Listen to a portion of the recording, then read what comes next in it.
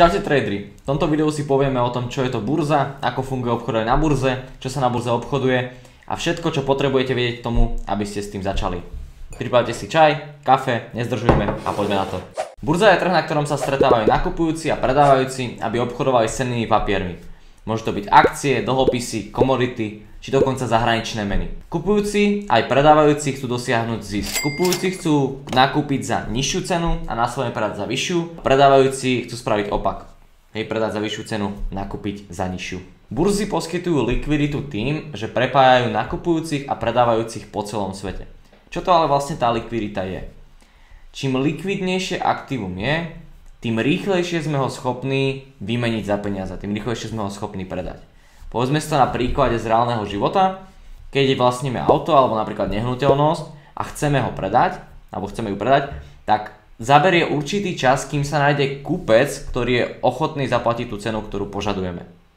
Čo sa týka napríklad akciového trhu, tak keď kúpite akcie nejakej spoločnosti, napríklad akcie Apple, tak ich viete v rámci sekúnd predať úplne bez problémov.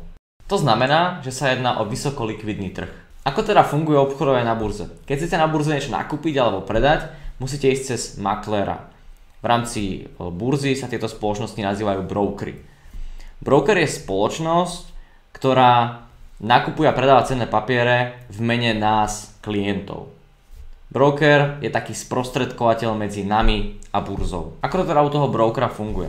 U brokera si otvoríte účet, ktorý si musíte overiť. Samozrejme, na to, aby ste mohli obchodovať na burze, musíte mať aspoň 18 rokov. Následne si na tento účet vložíte peniaze, ktoré využijete na nákup aktív. Napríklad si kúpite akcie Apple, zase ako príklad. Keď následne tieto akcie predáte, tak peniaze sa pripíšu naspäť na váš účet u brokera a tie si buď môžete vybrať, alebo zase použiť na nákup iných aktív.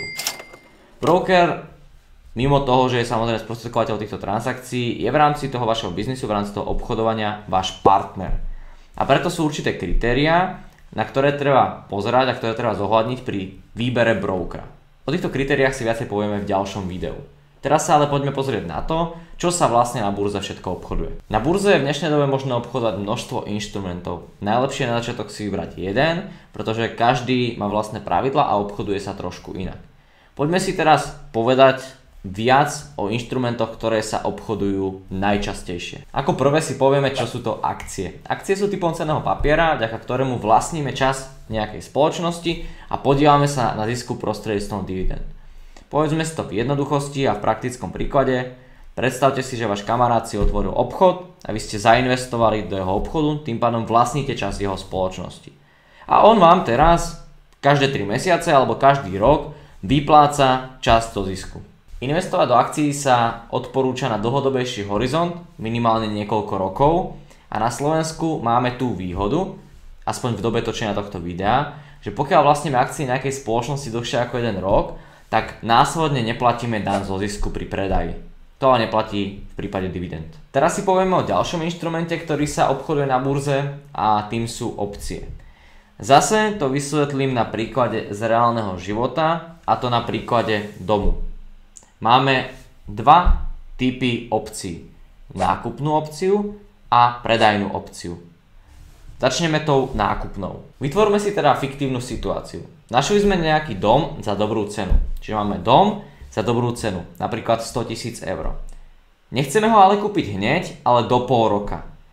Chceme si však byť istí, že do pol roka ho budeme stále schopní kúpiť za túto istú dobrú cenu, za tých 100 000 eur. Dohodneme sa teraz s majiteľom nehnuteľnosti, aby nám na pol roka podržal tieto podmienky a zaplatíme mu za to nejaký poplatok, napríklad 1000 eur. V opciách sa tento poplatok nazýva opčná prémia. Teraz teda vlastníme nákupnú opciu na tento dom. Poďme si to zrekapitulovať. Nákupná opcia je právo kúpiť nejaké aktívum, dom, do nejakého času, pol roka, za vopred dohodnutú cenu 100 000 eur, a za toto právo sme zaplatili poplatok 1000 eur, tú opčnú prémiu. Presuňme sa teraz o pol roka a tým pádom už sa dostávame do doby, kedy nám bude končiť toto právo kúpiť ten dom. V rámci opcií prichádza doba expirácie opcie. A teraz máme dve možnosti. Buď sa rozhodneme kúpiť si teda ten dom a zaplatíme 100 000 eur za dom a už sme zaplatili 1000 eur ten poplatok za toto právo. Alebo sa rozhodneme nekúpiť si ten dom a prišli sme o tých 1000 eur ktoré sme zaplatili za to právo. Logicky mohlo sa stať, že toho pol roka dom poklesol na trhovej hodnote, tým pádom sa nám neoplatí si uplatniť túto opciu. Alebo práve narastol na trhovej hodnote a tým pádom sa nám ho oplatí kúpiť a uplatniť si túto opciu. Druhý typ opcie je predajná opcia a to je opak toho, o čom sme sa bavili teraz. A samozrejme týmto to pri opciách nekončí, sú tam ďalšie veci a ďalšie faktory, ale pre účely tohto videa nám bude stačiť toto.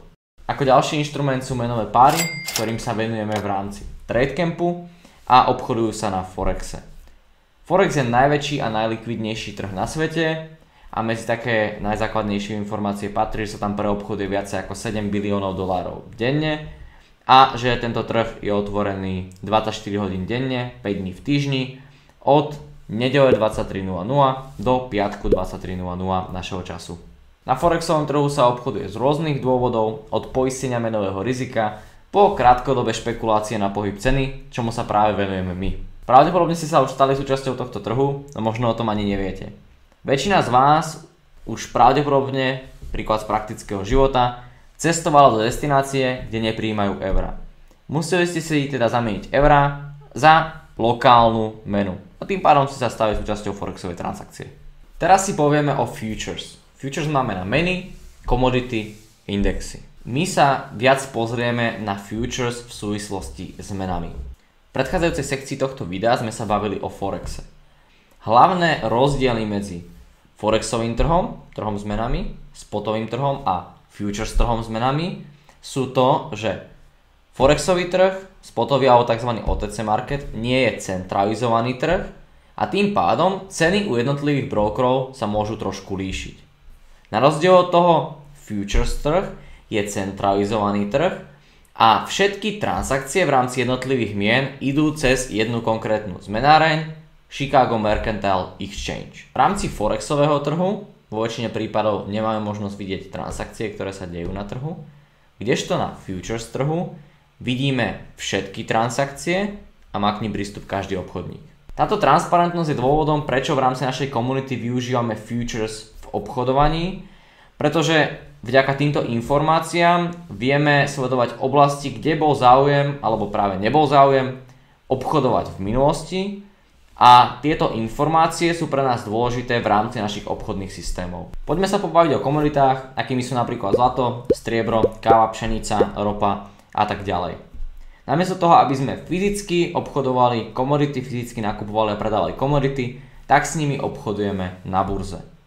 Môžeme to využiť napríklad tak, že očakávame, že v budúcnosti budú určité komodity drahšie. Napríklad teraz sa ide vo veľkom na elektromobilitu, takže určité materiály, ktoré sa tam spotrebujú, budú pravdepodobne v budúcnosti drahšie. Tieto materiály môžeme na burze nakúpiť a následne za pár rokov môžeme predávať so ziskom. Obchodovanie a špekulácia na trhu s komoditami je zároveň dvojsečná zbraň, čo sme napríklad mohli vidieť na špekulácii a výstroje ropy v rámci februára/marca minulého roka. Indexy. Preskočme poučky a poďme rovno do praxe. Index je zoskupenie nejakých aktív. Napríklad najznámejší svetový index je americký index S&P 500, čo je 500 najväčších amerických spoločností. Ak chceme investovať do najúspešnejších amerických spoločností, tak namiesto toho, aby sme kupovali akcie firiem jednotlivo, tak môžeme nakúpiť index S&P 500. O kryptomenách v posledných rokoch počul už asi každý.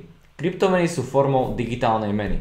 Medzi najznámejšie patria napríklad Bitcoin a Ethereum. S kryptomenami môžeme obchodovať, môžeme s nimi platiť, alebo do nich môžeme investovať. Viac o kryptomenách si povieme v samostatnom videu. Prečo sa cena na trhu hýbe? V jednoduchosti je dôvodom toho, prečo sa cena na trhu hýbe, to, ktorá strana je v daný moment agresívnejšia, či nakupujúci alebo predávajúci. Dajme to na úplne jednoduchom príklade. Predstavme si, že chceme kúpiť 20 jablok. Ideme na tržnicu a sú tam rôzni stánkári. Najlacnejšie sme schopní kúpiť jablka za 1 euro. Tento stánkár ich však má len 15. My ich chceme kúpiť 20. Čiže 15 kúpime od neho, napríklad za cenu 1 euro. Následne ale my aj ďalší potenciálne nakupujúci na tom trhu musíme ísť k ďalšiemu stánkarovi, ktorý má jablka už ale za vyššiu cenu, napríklad euro 10 alebo euro 20. A tým pádom vlastne sme nutení nakupovať za vyššie ceny a pohli sme cenu toho trhu. Aké sú výhody a nevýhody obchodovania na burze? Teraz vám poviem z môjho pohľadu, čo sú hlavné výhody obchodovania na burze. Možnosť zisku s ľahkou škálovateľnosťou. Ak náš obchodný systém dokáže vyprodukovať 10% zisk na 1000 € kapitále, rovnakú vec vieme spraviť na 10 000 € kapitále. Následne je to časová flexibilita. Ja sám sa môžem rozhodnúť, kedy budem obchodovať. No a nakoniec flexibilita miesta. To znamená, že pokiaľ mám prístup k internetu a mám aspoň notebook, tak môžem obchodovať odkiaľkoľvek na svete. Nevýhodou obchodovania na burze je riziko straty peňazí. Toto riziko sa v dnešnej dobe však dá už skoro úplne eliminovať, o tom si však povieme viacej v samostatnom videu. Ďakujeme, že ste toto video dopozerali až sem, budeme radi za akúkoľvek spätnú väzbu, či už prostredníctvom lajku, odberu, komentára a samozrejme budeme veľmi radi, ak toto video pozdieľate ďalej.